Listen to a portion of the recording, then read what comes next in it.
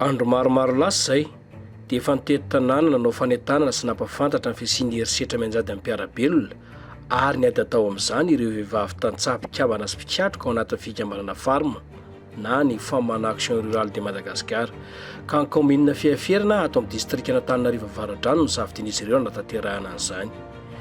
Ny voalohan'ny volana Desambra 2024 dia nisy ny fampivondronana sy fampiofanana ireo mpikambana ireo ka vehivavy tantsaha maherin'ny 900 mirahavavy ny tonga nanatrika izany.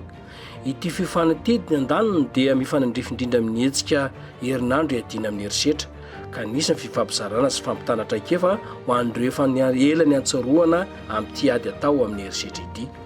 Fanazavana entin'ny Ramatora Verimampiolona Zanarivony Solomon.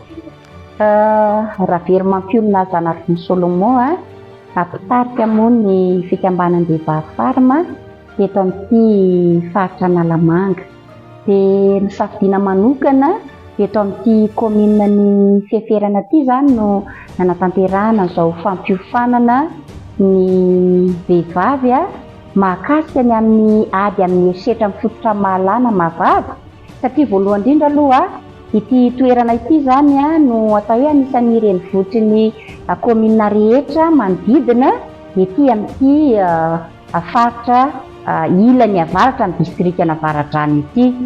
Izy ihany koa anefa dia anisany aty amin'ny zone 3 satria azo atao hoe dezaka ihany raky ny lalana dia voafetra ny fahafantarana ny resaka vaovao eo amin'ireo mponina izay mipetraka ety.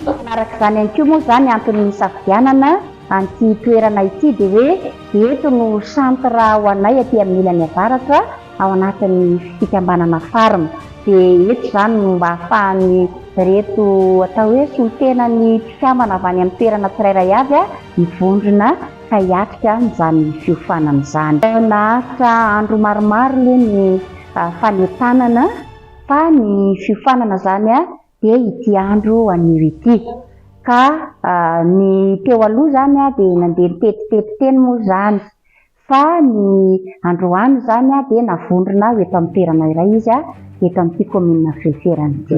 Ilaina ny fahalalana ny paikady atao amin'ny ady amin'ny herisetra tahaka itony hoy Ramatoa Ravonjanahary Jacqueline izay mpikambana feno eto anivon'ny farma Analamanga.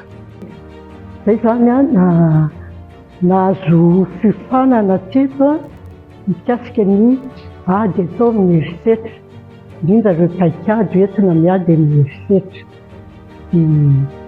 Be aloha zavatra tsy fantatray ary hatramin'izay mbola nafangaro foana ny hoe herisetra sy sazy famaizana fa teto izany mba efa nazava ilay izy ka ilaina izany ny fahafantarana an'izay. Anisan'ny entina nanamariana an'ity hetsika ity ihany koa ny filaharam-be nanodidina ny tanàna ary nanentanana ny tsy tokony andriandry amin'ity ady atao amin'ny herisetra ity. Fantatra moa fa ny loha hevitra no safidiana dia ny hoe ny fahanginana dia firaisana tsy kombakomba amin'ny herisetra.